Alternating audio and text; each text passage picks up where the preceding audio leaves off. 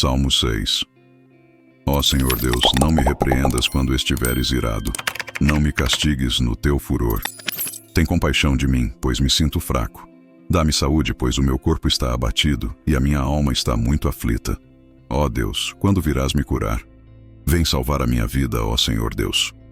Por causa do teu amor, livra-me da morte. Pois no mundo dos mortos não és lembrado, e lá ninguém pode te louvar. Estou cansado de chorar.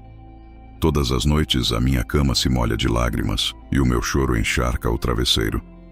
Por causa dos meus inimigos, os meus olhos estão inchados de tanto chorar e quase não posso enxergar. Afastem-se de mim, vocês que fazem o mal. O Senhor Deus me ouve quando choro.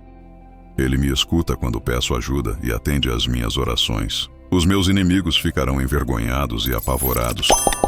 Eles fugirão de repente, em completa confusão.